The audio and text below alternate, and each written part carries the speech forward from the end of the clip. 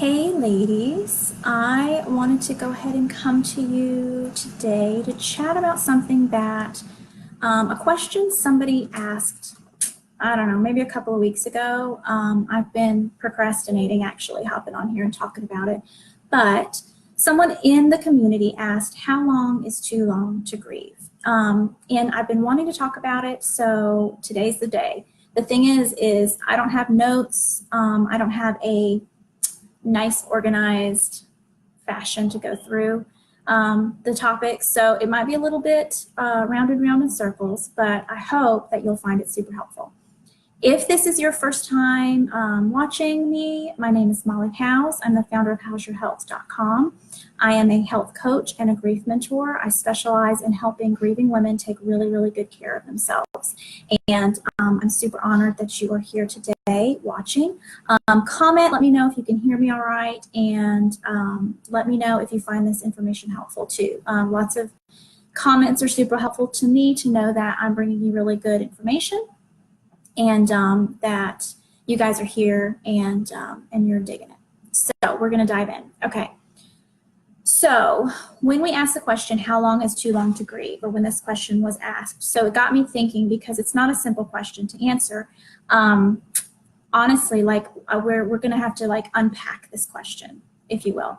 So it's not a simple question, because there's different facets to grief. There's all these different aspects of it that you can't just say, well, this is grief and this is how long it takes.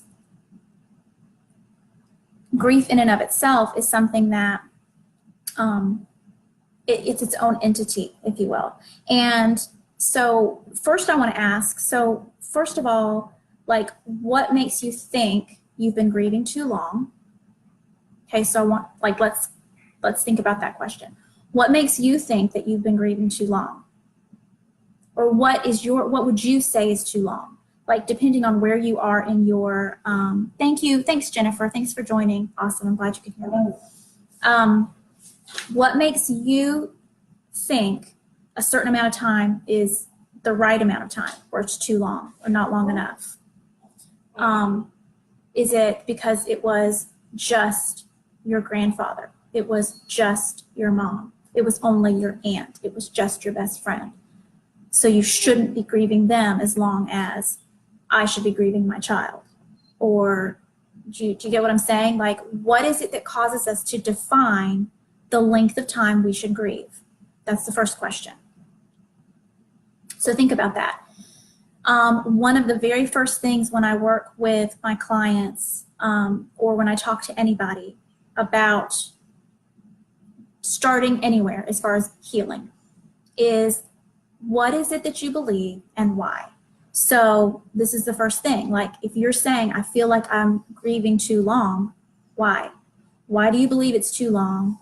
Why do you believe you're stuck? What is it that, from whatever aspect of your life, maybe all the way back to your childhood, is making you believe this is the way it's supposed to be?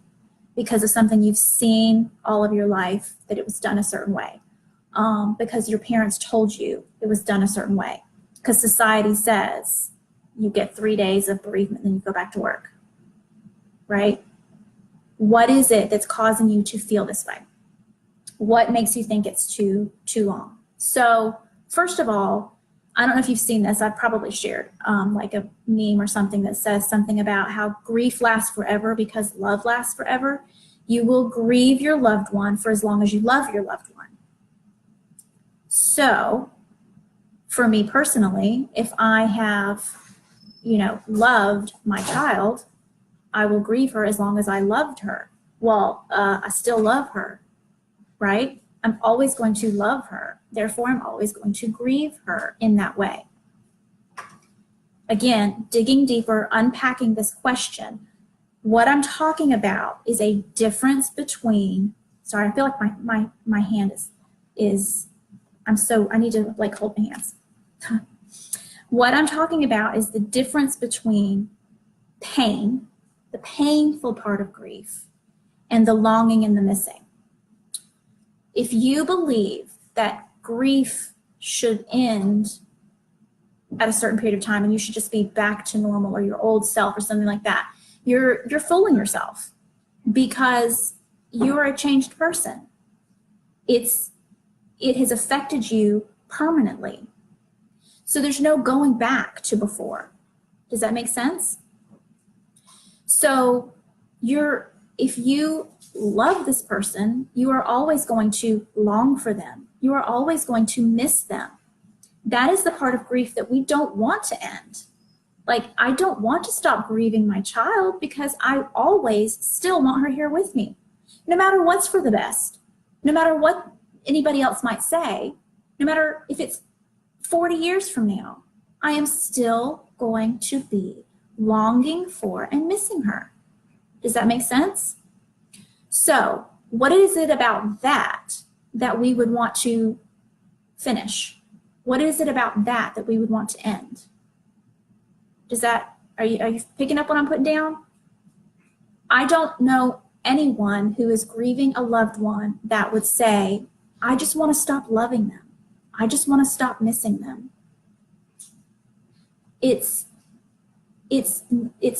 what we call natural and the real normal of grief, to continue to have a relationship with your loved one. Yes, it's no longer physical, but you can have a spiritual connection with your loved one. You can choose that. It's not easy. It takes work. And in our society where we're taught like it's just, over and you're supposed to just pick yourself up by your bootstraps and move on, and there's so little support out there because it's so hard and it's so uncomfortable and it's so painful. So people want you to just put it away. You're making me uncomfortable, So there's a line there where I want to educate the world, and I hope that you will also then be able to educate the world that to continue to grieve someone doesn't mean you're stuck. It doesn't mean you've grieved too long. It means you still love them. It means you still remember them. It means you still are connected to them. Does that make sense? There's times where you can't choose this, but you can, for the most part, choose to stay stuck. So if your question about how long is too long to grieve, meaning how long am I going to sit here in the fetal position, crying my face off, not wanting to live, not wanting to move, not wanting to do anything, not wanting to live my life, that's being stuck, right? Okay, hang on, let me see here what Angela says. I think when your family and friends move forward with their lives and don't talk about your loved one, it makes it seem like they think you should move forward and not grieve anymore. Exactly, 1000%. This is the thing that makes us feel crazy. It's the thing that makes us feel like maybe I'm not right, maybe I'm messed up because I don't feel better, but nobody's talking about them anymore.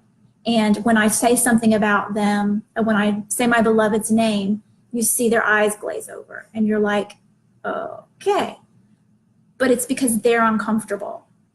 It doesn't mean that you are not supposed to continue to grieve. And unfortunately, it's work. It takes a lot of work. It takes a lot of work to heal while you're grieving and to use it as a process of healing. Very few people understand it. Very few people want to do the work because it's hard and it's uncomfortable. And we don't like that. In this day and age, we like fast, we like easy, we like simple, we like fun, we like stimulation. We do not like the hard stuff. Nobody wants to do the hard stuff.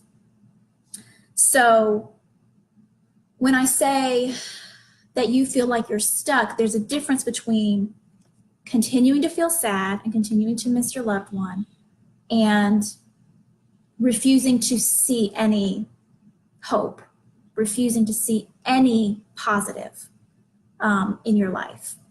Again, this is a lot of work and there's so many questions to be asked. And this is why when I work with people one-on-one, we dig into this because it's so easy. I can make this blanket statement, but I don't know how to apply specifically to you, right? Because we aren't specifically like talking about your mom or your sister or your son, right? That you're telling me this is what happened and this is why I feel stuck. This is where I can't let go of a specific belief that has me not being able to move forward.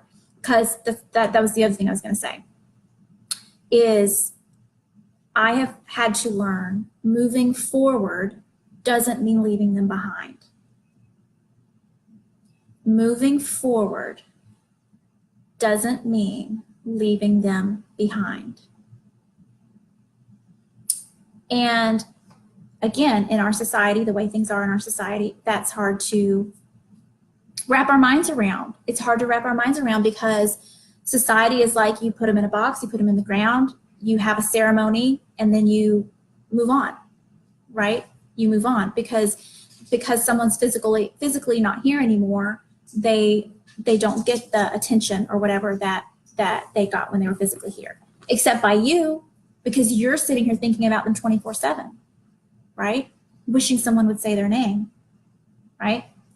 So let me think what else I was going to say. Like I said, I did not make notes, and so I feel like I'm probably forgetting something and squirreling all over the place. However, if this is not your first time with me in a video, then you're very familiar with the fact that I will squirrel even if I do have notes, right? So let's see. Emily says still in mourning. Yes.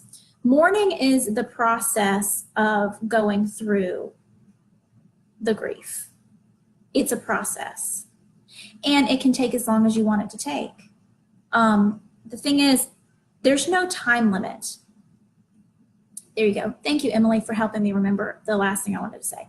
There is no time limit. There's no police that are going to come knocking on your door saying you've had enough time, you've done enough grieving, you've done enough crying, you need to move on. You get to choose. You get to choose, and we all do. If today is the kind of day that I just need to not talk to anybody, and I just need to look at pictures, and I just need to cry my face off, that's okay. I'm allowed to do that. I'm allowed to do that as much as I want. You're allowed to do that as much as you want, okay? We all have responsibilities.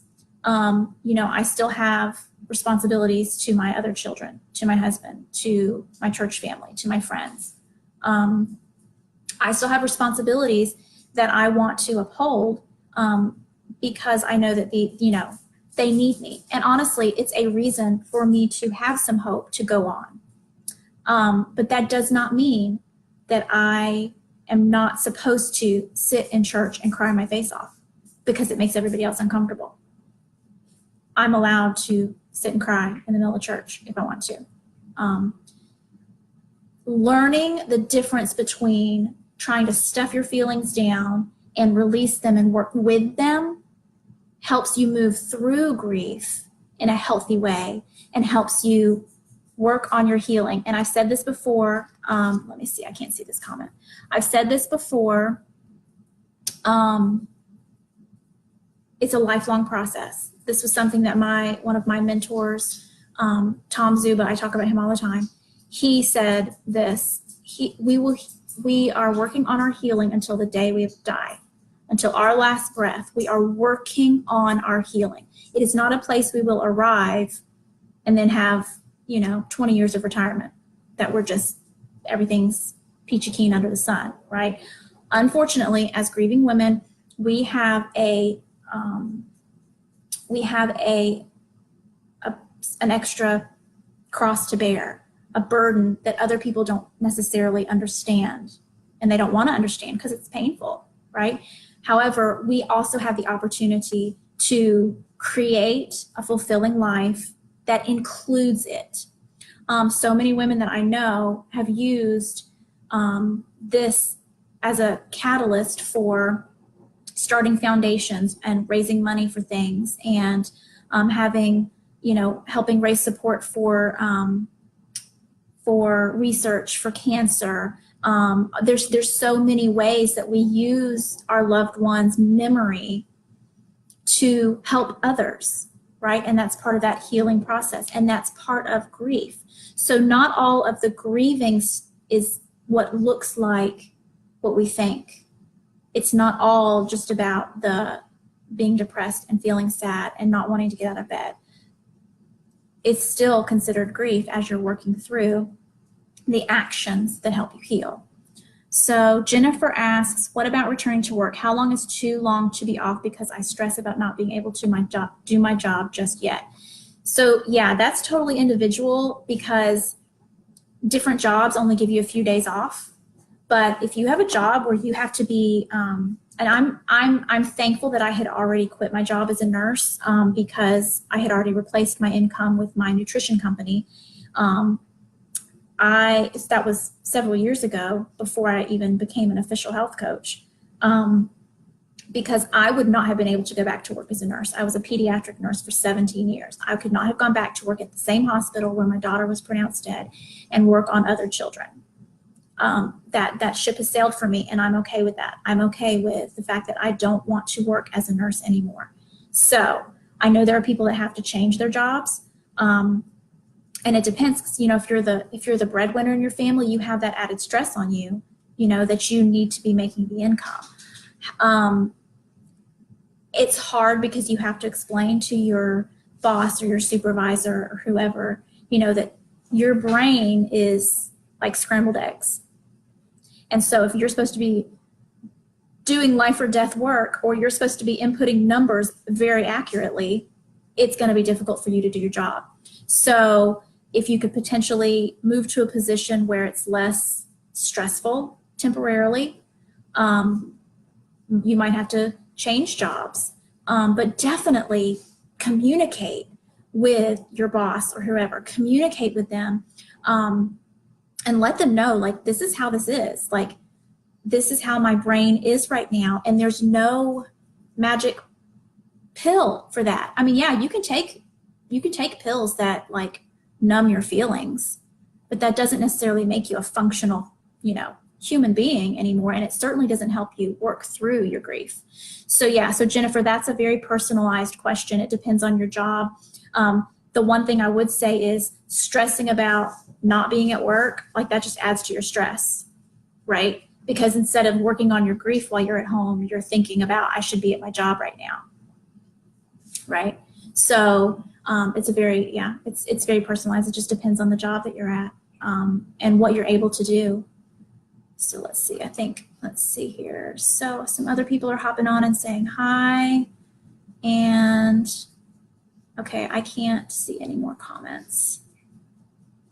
So I think that's all I really wanted to share, as far as just what I wanted to dive in and get out there today, as far as this question about how long is too long to grieve. So what I would love for you to do is, if you're catching the replay, just continue to, comment with your questions or your experiences, or whatever else you feel like, this reminded you of or made you think of, because I want to keep the conversation going for sure. And y'all know I love y'all so much. And I have a couple of spots available still for private coaching. If that's something that you think you might be interested in, I will put my link to my calendar if you want to schedule a call to chat. I am working on something else for y'all. Hopefully here in just a couple of weeks, I'll be able to tell you all about it. Something that I think will be beneficial to everybody and super affordable and useful. And I'm excited about it, but it's keeping me busy. It's keeping me busy right now. So I feel like I've kind of been neglecting y'all a little bit. So I definitely wanted to hop on and share this with y'all today, because this was really weighing on my heart, and I just felt like I had a feeling somebody else needed to hear about this today, because there's no time limit on grief. It's our duty, unfortunately, as grieving women to educate the others, meaning the non-grieving people, what grief looks like, what it's supposed to look like, and that nobody else gets to tell us how to grieve, except for us, because we're the ones doing it. Right? Okay. I love y'all so much, and we'll chat later.